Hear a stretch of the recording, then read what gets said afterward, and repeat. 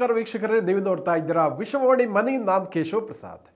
ವೀಕ್ಷಕರೇ, home loan ಅಥವಾ ಗೃಹ ಸಾಲಕ್ಕೆ ಸಂಬಂಧಪಟ್ಟ ಹಾಗೆ ನಮ್ಮ ವಿಶೇಷ ಸರಣಿಯ ಮೊದಲ ಕಂತಿನಲ್ಲಿ ನಾವು ಗೃಹ ಸಾಲದ ವಿಧಗಳ ಬಗ್ಗೆ ಸಾಕಷ್ಟು ತಿಳ್ಕೊಂಡಿದ್ದೀವಿ. ಅದೇ ರೀತಿ ಎಲಿಜಿಬಿಲಿಟಿ ಅಥವಾ ಅರ್ಹತೆ ಏನೆಲ್ಲ ಇರಬೇಕು ಅನ್ನೋದ್ರ ಬಗ್ಗೆ ಸಾಕಷ್ಟು ಉಪಯುಕ್ತವಾದ ಮಾಹಿತಿನ ನಾವು ತಜ್ಞರಿಂದ ತಿಳಿದುಕೊಂಡಿದ್ದೀವಿ.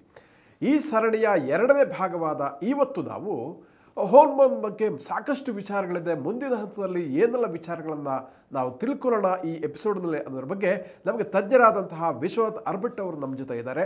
ಬನ್ನಿ ಕಾರ್ಯಕ್ರಮಕ್ಕೆ ಅವರನ್ನ ಬರಮಾಡ್ಕೊಳ್ಳೋಣ. ನಮಸ್ಕಾರ ವಿಶ್ವನಾಥ್ ಸರ್. ಅಂದಹಾಗೆ ಹೋದ ಸಂಚಿಕೆಯಲ್ಲಿ ನಾವು ಅರ್ಹತೆ ಏನು ಮತ್ತು ಯಾವೆಲ್ಲ ಟೈಪ್ಸ್ ಹೋಮ್ ಲೋನ್ ಇದೆ ಅಂತ ನಾವು ತಿಳ್ಕೊಂಡಿದ್ದೀವಿ. ಈ ಸಂಚಿಕೆಯಲ್ಲಿ ಯಾವ ವಿಚಾರವನ್ನು ತಾವು ನಮ್ಮ ವೀಕ್ಷಕರಿಗೆ ತಿಳಿಸ್ಕೊಡ್ತೀವಿ? ನಾನು ಇನ್ನೊಂದೇನು ಹೇಳೋದಂದರೆ, ಇದನ್ನ ನಾವು ಸ್ಯಾಲರಿಡ್ ಕವರ್ ಮಾಡಿದ್ದೇವೆ. ಹೌದು. Business class self employed professionals ಅವರದ್ದು ಕವರ್ ಮಾಡಲಿಲ್ಲ. ಕರೆಕ್ಟ್. ಅವರಿಗೆ ಆ್ಯಕ್ಚುಲಿ 3 ವರ್ಷದ IT ರಿಟರ್ನ್ ಇದೆ ಮಸ್ಟ್. ಓಕೆ, 3 ವರ್ಷದ IT ರಿಟರ್ನ್ ಕೊಡಬೇಕು. ಮತ್ತು ಆ್ಯಸ್ ಯೂಶ್ವಲ್ ಏಜಿದ್ದು ಅದೇ age limit. Okay, up to the age of 70ವರೆಗೆ ಕೊಡ್ತೇವೆ, ಅದರಲ್ಲಿ ಸಂಶಯ ಇಲ್ಲ. ಆದರೆ eligibility depending on the one's income. ಅದು ಲೇಟೆಸ್ಟ್ IT ರಿಟರ್ನ್ಸ್ ಈ ವರ್ಷಕ್ಕೆ ಯಾವುದು IT ರಿಟರ್ನ್ಸ್ ಲೇಟೆಸ್ಟ್ ಇದೆ ಅದ್ರ ಪ್ರಕಾರ ಹೋಗುತ್ತೆ. ಅಲ್ಲಿ ಕೂಡ ಅಷ್ಟೇ, ಏನಂದರೆ net income shown in the IT that is taken into account, not the gross income. Okay. ಯಾಕಂದರೆ ಜನರಲಿ ಎಲ್ಲರೂ ನಾವು ಮಾಡುವ IT ಫೈಲ್ ಮಾಡುವಾಗ some expenses we are showing almost 50% ತೋರಿಸ್ಬೋದು, ಉಳಿದೋದಕ್ಕೆ ನಾವು IT ಫೈಲ್ ಮಾಡಿರ್ತೇವೆ. ಅದು ನೆಟ್ ಇನ್ಕಮ್ಗೆ ಮಾತ್ರ ಎಲಿಜಿಬಿಲಿಟಿ ಬರೋದು. ಓಕೆ, ಎಲ್ಲದಕ್ಕೂ ಬರೋದಿಲ್ಲ. ಅಲ್ಲ, ನೆಟ್ ಇನ್ಕಮ್ ಇದು ಆ್ಯಸ್ ಯೂಶ್ವಲ್ ಹೇಳಿದ್ದಲ್ಲ ನಿಮಗೆ, ಅದು EMI NMI ಅದು ಡಿವೈಡ್ ಬೈ 12 ಮಾಡ್ತೇವೆ. EMI NMI net monthly income ಎಷ್ಟು ಬರುತ್ತೆ ನೋಡ್ತೇವೆ, ಅದರ ಮೇಲೆ ವರ್ಕೌಟ್ ಮಾಡಿ ಸೇಮ್ ಯಾರ್ಡ್ ಸ್ಟಿಕ್ ಫಾಲೋ ಮಾಡಿ ಕೊಡ್ತೇವೆ. ಆದರೆ ಕೆಲವುದರಲ್ಲಿ ಇದು ಈ ಥರ ಬಂದಾಗ ಪ್ರಾಬ್ಲಮ್ಗೆ ಸೊಲ್ಯೂಷನ್ ಇದೆ. ಅದರಲ್ಲಿ ಏನು ಮಾಡ್ತೇವೆ ಅಂದರೆ, ನಮ್ಮ ಹತ್ರನೇ ಒಂದು 2-3 ಕೇಸ್ ಇತ್ತು ಡಾಕ್ಟ್ರುಗಳದ್ದು. ನಾನು ಹೇಳಿದ ಹಾಗೆ ಇನ್ಕಮ್ ತೋರಿಸುವಾಗ ವೇರಿಯಸ್ ಎಕ್ಸ್ಪೆನ್ಸ್ ತೋರಿಸಿ 50% ತೋರಿಸಿದ್ರು. ಅವ್ರಿಗೆ ಎಲಿಜಿಬಿಲಿಟಿ ಅಷ್ಟು ಬರೋಲ್ಲ. ಆಲ್ಮೋಸ್ಟ್ 3.5 ಕೋಟಿ ಲೋನ್ ಬೇಕು. ಬರೋದಿಲ್ಲ ಇನ್ನು ಹುಡುಕಬೇಕಲ್ವ ಕಡೆಗೆ. ಹಾಗೆ ನೋಡಿ I refer to other bank. I will name it also, HDFC. That is the flexibility wise I am talking. ಅವ್ರು ಏನು ಮಾಡಿದ್ರು ಹೇಳಿದ್ರೆ, ಅವ್ರು ಇನ್ಕಮ್ ಡಿಡಕ್ಟ್ ರಿಟರ್ನ್ ಎಲ್ಲ ನೋಡಿದರು. The doctors are working the same hospital for continuously. ಅವ್ರು ಬೇರೆ ಎಲ್ಲ ಕಡೆ ಹೋಗೋದಿಲ್ಲ. ಅವ್ರು ಏನು ಮಾಡಿದರು ಹೇಳಿದ್ರೆ, ಅದನ್ನು ಆ್ಯಸ್ ಇಫ್ ಸ್ಯಾಲ್ರಿ ಮಂತ್ಲಿ ಇಷ್ಟು ಇನ್ಕಮ್ ಬರುತ್ತೆ ನೋಡಿ, ಅದು TDS ಹೋಗಿ ಅಕೌಂಟ್ಗೆ ಜಮಾ ಆಗ್ತದೆ every month. That it's also they have taken it as income, monthly income. Based on that income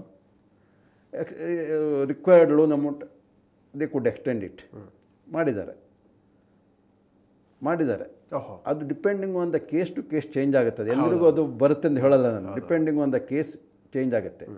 ಈಗ ನ್ಯಾಷನಲೈಸ್ ಬ್ಯಾಂಕಲ್ಲಿ ನಾವೆಲ್ಲ ಏನು ಮಾಡ್ತೇವೆ, ವೆಟ್ಟಿಂಗ್ ಹೇಳಿ ಮಾಡ್ತೇವೆ. IT ರಿಟರ್ನ್ಸ್ ಯಾರಾದರೂ ಕೊಟ್ಟು ಕೂಡಲೇ ಹೋಗೋದಿಲ್ಲ, ವೆಟ್ಟಿಂಗ್ ಹೇಳಿ ಮಾಡ್ತೇವೆ. Vetting by the panel accountant, chartered accountants. Bank ಪ್ಯಾನಲಲ್ಲಿ ಚಾರ್ಟರ್ಡ್ ಅಕೌಂಟ್ ಅವ್ರು ವೆಟ್ಟಿಂಗ್ ಮಾಡಬೇಕು, ಸರಿ ಇದೆ ನೋಡಿಬಿಟ್ಟು ಸರ್ಟಿಫೈ ಮಾಡ್ತಾರೆ. ಅದು ಒಂದು.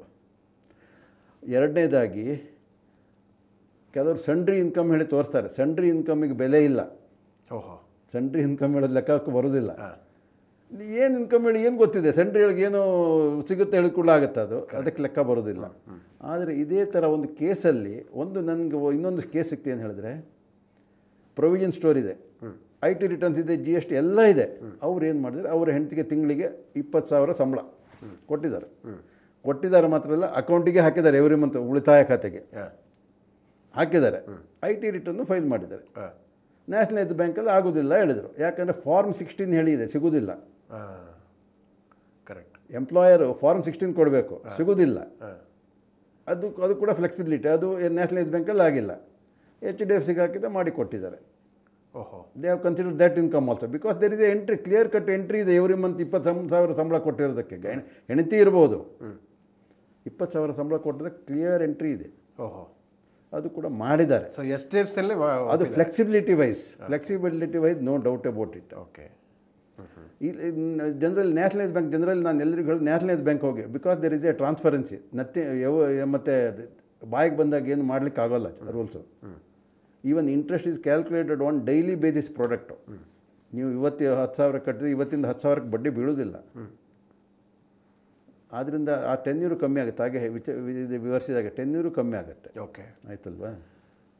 ಈಗ ಸಿಬಿಲ್ ಸ್ಕೋರ್ ಇದರಲ್ಲಿ ಬಹಳ ಮುಖ್ಯ ಆಗುತ್ತೆ. ಸಿಬಿಲ್ ಸ್ಕೋರ್ ಮುಖ್ಯ ಹೇಳಿದರೆ, ಸಿಬಿಲ್ ಸ್ಕೋರ್ ಎಲ್ಲರಿಗೂ ಏನು ಗೊತ್ತುಂಟು, ಎಲ್ಲ ಬ್ಯಾಂಕ್ನಲ್ಲಿ ಈಗ ಮಾಡ್ತಾರೆ 850ಗಿಂತ ಇಲ್ಲ 825ಗಿಂತ ಜಾಸ್ತಿ ಇದ್ದರೆ ಒಂದು ರೇಟ್, ಬೆಸ್ಟ್ ರೇಟ್ ಹೇಳಿ ಕೊಡ್ತಾರೆ, 735 ಹೇಳಿ ಕೊಡ್ತಾರೆ ಪ್ರೆಸೆಂಟು.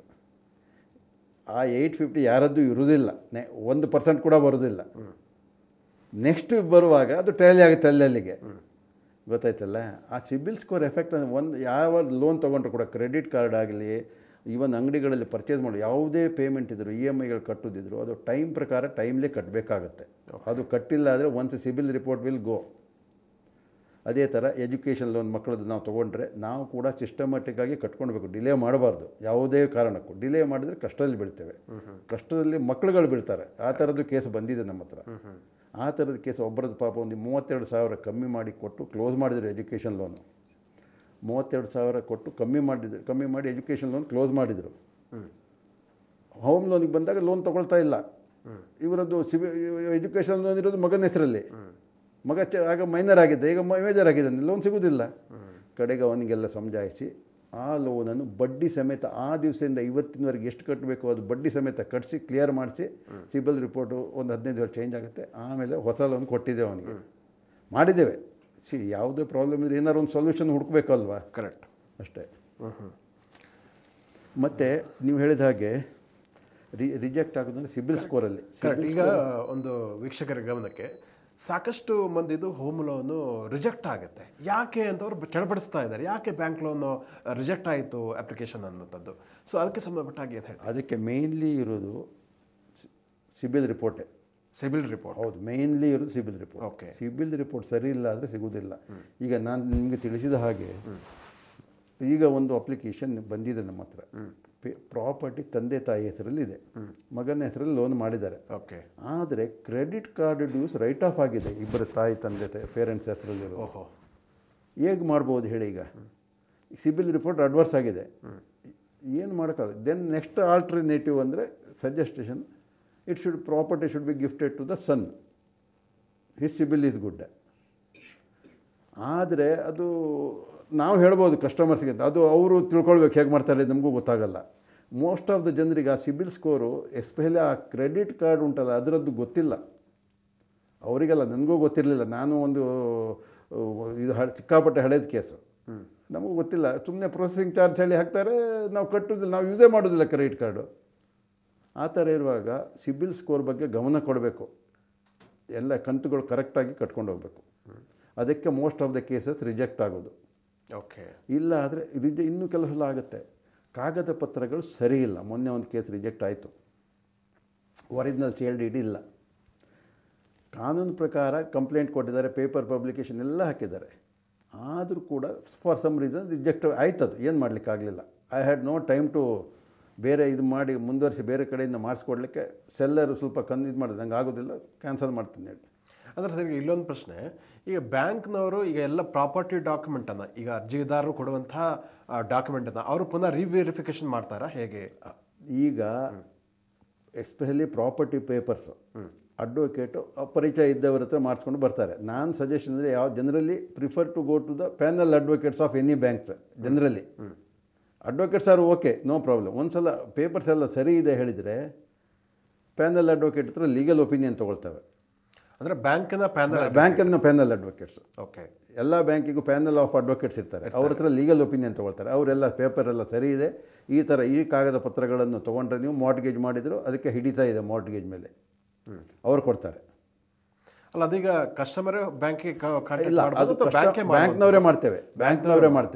ಬ್ಯಾಂಕ್ನವ್ರಿಗೆ ಹೋದರೆ ಸೀದಾ ಬ್ಯಾಂಕಿಗೆ ಹೋದ್ರು ಕೂಡ ಅವರು ಕೂಡ ಮಾಡುತ್ತಾರೆ. ನಮ್ಮ ಹತ್ರ ಬಂದರೂ ನಾವು ಮಾಡಿಸ್ಬೇಕದು. ಓಕೆ, ನಾನು ಸಜೆಸ್ಟ್ ಮಾಡೋದು ಅಂದರೆ ಕಸ್ಟಮರ್ಸ್ಗೆ ಯಾವುದೇ ಪ್ರಾಪರ್ಟಿ ಫೈನಲೈಸ್ ಮಾಡೋ ಮೊದಲು ಪೇಪರ್ಗಳು ಸರಿ ಉಂಟಾ ಇಲ್ಲ ನೋಡಿಬಿಟ್ಟು then only go head with the sale agreement. Correct, ಇಲ್ಲಾಂದರೆ ರಿಜೆಕ್ಟ್ ಆಗೋ ಚಾನ್ಸಸ್ ಇರುತ್ತೆ. ಈಗ ಒಂದು ಕೇಸ್ ನಾನು ಹೇಳಿದೆ, ಅದು ರಿಜೆಕ್ಟ್ ಆಯಿತು ಹೇಳಿ, ನನಗೂ ಅದು ಯಾಕೆ ರಿಜೆಕ್ಟ್ ಆಯ್ತು ಹೇಳಿ ಗೊತ್ತಿಲ್ಲ. ಇದೇ ಥರದ ಕೇಸು 1-2 ಮೊದಲು ಸ್ಯಾಂಕ್ಷನ್ ಆಗಿದೆ, ಈಗ ರಿಜೆಕ್ಟ್ ಆಗಿದೆ. ಏನು ಮಾಡ್ತೀರಿ? ಅದು ಕೂಡ ಮಾಡಲಿಕ್ಕೆ ಆಗ್ತಿತ್ತು. ಆ ಸೆಲ್ಲರ್ ಸ್ವಲ್ಪ ಇದು ಮಾಡದೇ ಇದ್ದರೆ ಮಾಡಿ ಕೊಡ್ತಿದ್ದೆ ನಾನು. ಲೀಗಲ್ ಕರೆಕ್ಟ್ ಇದೆ. ಈಗ ಸರ್, ಈಗ ಒಮ್ಮೆ ರಿಜೆಕ್ಟ್ ಆದರೆ ಮತ್ತು ಪುನಃ ಲೋನ್ ಸಿಗ್ಲಿಕ್ಕೆ ಆಗೋದು ತೊಂದರೆ ಯಾವ ಥರ ರೀತಿ ಆಗುತ್ತೆ? ಅದು it differs from case to case. ಒಂದು ಎರಡನೇದಾಗಿ ಪರ್ಸನ್ ಟು ಪರ್ಸನ್ ಹೇಳ್ತಾರೆ ಅದಕ್ಕೆ. ಈಗ ಫಾರ್ ಎಕ್ಸಾಂಪಲ್ ಒಂದು ಲೋನ್, ಈಗ ಮದರ್ ಇನ್ ಲಾ ಬೆಂಗಳೂರಲ್ಲಿದ್ದಾರೆ, ಸನ್ ಇನ್ ಲಾ ದುಬೈ ಫಾರಿನ್ನಲ್ಲಿದ್ದಾರೆ, ಲೋನ್ ಆಗಬೇಕು. ಆಗ ಲೋನಿಗೆ ಮದರ್ ಇನ್ ಲಾ ಹೆಸರಲ್ಲಿ ಲೋನ್ ಮಾಡಿ ಹಳೆಯನನ್ನು ಗ್ಯಾರಂಟರ್ ಮಾಡಿ ಲೋನ್ ಕೊಟ್ಟಿದ್ದೇವೆ ಆ್ಯಸ್ ಎ ಸ್ಪೆಷಲ್ ಕೇಸ್. ಯಾಕಂದರೆ ಈ ಮದರ್ ಇನ್ ಲಾಗೆ ಇನ್ಕಮ್ ಎಲ್ಲ ಏನಿಲ್ಲ, ಅಲ್ಲಿ ಸನ್ ಇನ್ ಲಾ ಇನ್ಕಮ್ ಇದೆ. ಅದರ ಬದಲು ಅವರು ಅದು ಕೂಡ ಸ್ಯಾಂಕ್ಷನ್ ಮಾಡುವಾಗ ಹೇಳಿದರು ಏನಂದರೆ, considering the practical things we have considered it as A special case in the name of the mother in law. Okay, ಅಂದರೆ ಕೇಸ್ ಬೈ ಕೇಸ್ ವ್ಯತ್ಯಾಸ ಖಂಡಿತ ಇದೆ. ಕೇಸ್ ಬೈ ಕೇಸ್ ಇಟ್ ವ್ಯತ್ಯಾಸ ಇದೆ. ಯಾಕಂದರೆ ನಾನೀಗ ಹೇಳಿದಾಗೆ ಒರಿಜಿನಲ್ ಡೀಡ್ ಇಲ್ಲದೆ ಇರೋ ಕಡೆಯಲ್ಲಿ ಒಂದು ಕಡೆ ಸ್ಯಾಂಕ್ಷನ್ ಆಗಿ ಅವರು ಆರಾಮಾಗಿದ್ದಾರೆ, ಒಬ್ಬರು ತೊಗೊಂಡಿದ್ದಾರೆ. ಈಗ ಅದು ರಿಸ್ಕ್ ಹೇಳಿ ಇರುತ್ತೆ, ಆದರೂ ಆ ರಿಸ್ಕನ್ನು ನಾವು ಮೊದಲೇ ಹೇಳ್ತೇವಲ್ಲ ಕಸ್ಟಮರಿಗೆ, ಈ ಥರ ಇದೆ ಹೇಳಿ ಅದು ಒಂದು ಮಾಡಬೇಕು. ಮತ್ತು ನೆಕ್ಸ್ಟ್ ಇದು ವ್ಯಾಲ್ಯೂಯೇಷನ್ ರಿಪೋರ್ಟ್ ಒಂದು ಮಾಡಿಯೇ ಮಾಡ್ತೇವೆ ಬ್ಯಾಂಕ್ನವರು. ವ್ಯಾಲ್ಯೂಯೇಷನ್ ರಿಪೋರ್ಟ್ ಮಾಡಿ. ಅದು ವ್ಯಾಲ್ಯೂಯೇಷನ್ ರಿಪೋರ್ಟ್ ಅಂದರೆ ಈಗ ಒಂದು ಪ್ರಾಪರ್ಟಿನ ಜಾಗ ನೋಡ್ತೀರಿ, ವಿದ್ ಮನೆ, ಹಳೆ ಮನೆ, ಅದರದ್ದು ವ್ಯಾಲ್ಯೂ ಎಷ್ಟಿದೆ? ನೀವು ಒಂದು 2 ಕೋಟಿಗೆ ಸೇಲ್ ಅಗ್ರಿಮೆಂಟ್ ಮಾಡ್ಕೊಂಡಿದ್ದೀರಿ, ವ್ಯಾಲ್ಯೂ ಎಷ್ಟಿದೆ? ವ್ಯಾಲ್ಯೂ 2 ಇಲ್ಲ 2.25 ಇರ್ಬೋದು ಮಾರ್ಕೆಟ್ ವ್ಯಾಲ್ಯೂ, ಗೈಡೆನ್ಸಲ್ಲಿ ಕಮ್ಮಿ ಇರುತ್ತೆ. ಇನ್ನು ರಿಯಲೈಸೇಬಲ್ ವ್ಯಾಲ್ಯೂ, ನಾವು ಮಾರಿದ್ರೆ ನಮ್ಗೆ ದುಡ್ಡು ಬರಬೇಕು ಬ್ಯಾಂಕಿಗೆ, ರಿಯಲೈಸೇಬಲ್ ವ್ಯಾಲ್ಯೂ ಎಷ್ಟಿದೆ ನೋಡ್ತಾರೆ. ಡಿಸ್ಟ್ರೆಸ್ ಸೇಲ್ ವ್ಯಾಲ್ಯೂ ಹೇಳಿದೆ, ಡಿಸ್ಟ್ರೆಸ್ ಅಂದರೆ ಇಮಿಡಿಯೇಟ್ ಮಾರಬೇಕು, ಅದಕ್ಕೆ ಇನ್ನೂ ಕಮ್ಮಿ ಇರುತ್ತೆ. ಜನರಲಿ ಬ್ಯಾಂಕ್ನವರು ಆ ರಿಯಲೈಸೇಬಲ್ ವ್ಯಾಲ್ಯೂದ್ದು 75 to 80% ಕೊಡ್ತಾರೆ ಲೋನು. ಎರಡನೇದು ಇನ್ನೊಂದು ಏನಂದರೆ ಇಂಟೀರಿಯರ್ಸ್ ಹೇಳಿ, ಹೊಸ ಅಪಾರ್ಟ್ಮೆಂಟ್ ಅಥವಾ ಇದು ಮಾಡುವಾಗ ಇಂಟೀರಿಯರ್ಸ್ ಹೇಳಿ ಮಾಡ್ತಾರೆ, ಇಂಟೀರಿಯರ್ಸ್ ಮಾಡಿಸ್ಲೇಬೇಕು. ಅದಕ್ಕೊಂದು ಪ್ರೊವಿಷನ್ ಇದೆ, ಅದನ್ನು ಹೌಸಿಂಗ್ ಲೋನ್ ಹೇಳಿನೇ ಟ್ರೀಟ್ ಮಾಡ್ಬೋದು. ಬಿಗಿನಿಂಗಲ್ಲೇ ನೀವು ಹಾಕಿದರೆ, ಅಪ್ಲಿಕೇಶನ್ ಕೊಟ್ಟರೆ, it will be treated as housing loan it self. Okay, ಬಡ್ಡಿ ದರನೂ ಕಮ್ಮಿ ಇರುತ್ತೆ. ಸೊ ಇಂಟೀರಿಯರ್ಗೆ ಸಪ್ರೇಟಾಗಿ ನಾವು ಮೆನ್ಷನ್ ಮಾಡಬೇಕಾಗುತ್ತೆ. ಹೌದು, ಅದಕ್ಕೆ ಒಂದು ಕೊಟೇಶನ್ ತೊಗೊಳ್ಬೇಕು, ರಫ್ ಎಸ್ಟಿಮೇಟ್. ಅದ್ರ ಪ್ರಕಾರ 20%, ಈಗ ನೀವು 10 ಲಕ್ಷದ ಕೊಟ್ಟರೆ 10 ಲಕ್ಷದ ಕೊಟ್ಟರೆ 8 ಲಕ್ಷದವರೆಗೆ ಸ್ಯಾಂಕ್ಷನ್ ಆಗುತ್ತೆ. ಅದು again it should be vetted by the valuer of the bank. Correct. That amount also will be treated as home loan and EMI will spread accordingly. ನೀವು ಆಮೇಲೆ ಹಾಕಿದ್ರೆ ಟಾಪ್ ಅಪ್ ಲೋನ್ ಹೇಳಿ ಆಗುತ್ತೆ, ಅದು ಕಿರಿಕಿರಿ ಜಾಸ್ತಿ ಆಗುತ್ತೆ, ಮತ್ತು ತಿರ್ಗಾ ಕಾಗದ ಪತ್ರಗಳೆಲ್ಲ ತೊಗೊಳ್ಬೇಕಾಗುತ್ತೆ. ಸೊ ಇಂಟೀರಿಯರ್ಗೆ ಸಂಬಂಧಪಟ್ಟದ್ದು ಆರಂಭದಲ್ಲೇ ಮಾಡೋದು ಒಳ್ಳೆಯದು. ನೀವು ಮನೆ ಕಟ್ಟೋದು, ಅಪಾರ್ಟ್ಮೆಂಟ್ ಬುಕ್ ಮಾಡೋದು, ಇಲ್ಲ ಮನೆ ಕಟ್ಟೋದು, ಆ ಥರದ್ದಾಗ ಆರಂಭದಲ್ಲೇ ಮಾಡ್ಕೊಳ್ಳೋದು ಖಂಡಿತ ಉತ್ತಮ. ಯಾಕಂದರೆ ಈ ಅಪಾರ್ಟ್ಮೆಂಟಲ್ಲಿ 4 ಗೋಡೆ ಮಾತ್ರ ಇರುತ್ತೆ, ಇನ್ನೇನಿರಲ್ಲ. ಅದೇ ಅದಕ್ಕೆ ಏನಂತ ಅದು ಒಂದು ಇದು ಇಂಟೀರಿಯರ್ ಇರ್ತಾರಲ್ಲ, ಅವ್ರು ನೋಡಿಬಿಟ್ಟು ಒಂದು ಎಸ್ಟಿಮೇಟ್ ಕೊಡ್ತಾರೆ. ಆ ಎಸ್ಟಿಮೇಟನ್ನು ವ್ಯಾಲ್ಯೂರ್, ಬ್ಯಾಂಕಿನ ಪ್ಯಾನಲ್ ವ್ಯಾಲ್ಯೂರ್ಗಳು ನೋಡಿಬಿಟ್ಟು ಸರಿ ಇದೆ, ಇಲ್ಲ ಇಷ್ಟು ಕಮ್ಮಿ ಆಗುತ್ತೆ, ಇಷ್ಟು ಹೇಳಿ ಕೊಡ್ತಾ ಇರೋದು. ಅದರದ್ದು 80% ನಿಮ್ಗೆ ಲೋನ್ ಸಿಗುತ್ತೆ. ಕರೆಕ್ಟ್. ಅದು ಹೋಮ್ ಲೋನ್ ಹೇಳಿನೇ, ಕಂತುಗಳು ಕೂಡ ನಿಮಗೆ ಅಷ್ಟೇ ಸಿಗುತ್ತೆ. ನಮ್ಮ ವೀಕ್ಷಕರಿಗೆ ಈ ಹೋಮ್ ಲೋನ್ ಕುರಿತಂತಹ 2ನೇ ಎಪಿಸೋಡ್ನಲ್ಲಿ ಸಾಕಷ್ಟು ಉಪಯುಕ್ತವಾದ ಮಾಹಿತಿಯನ್ನು ಇದುವರೆಗೆ ತಿಳಿಸಿಕೊಟ್ಟಿದ್ದೀರಿ. ಮುಂದಿನ ಕಂತುಗಳಲ್ಲೂ ಕೂಡ ಡೌನ್ ಪೇಮೆಂಟ್ ಹೇಗಿರುತ್ತೆ ಅನ್ನೋದ್ರ ಬಗ್ಗೆ ನಾವು ವಿವರವಾಗಿ ನಮ್ಮ ವೀಕ್ಷಕರಿಗೆ ಮಾಹಿತಿಯನ್ನು ತಿಳಿಸ್ಕೊಡುವಂಥ ಪ್ರಯತ್ನವನ್ನು ಮಾಡಲಿ ಅಂತ ಕೇಳ್ಕೊಳ್ತಾ ಇದ್ದೀನಿ. ವಂದನೆಗಳು ವೀಕ್ಷಕರೇ. ಇಂತಹ ಮತ್ತಷ್ಟು ಉಪಯುಕ್ತ ವಿಡಿಯೋಗಳಿಗೆ ವಿಶ್ವವಾಣಿ ಮನಿ ಯೂಟ್ಯೂಬ್ ಚಾನಲನ್ನು ವೀಕ್ಷಿಸಿ ಹಾಗೂ ಸಬ್ಸ್ಕ್ರೈಬ್ ಮಾಡಿ. ವಂದನೆಗಳು.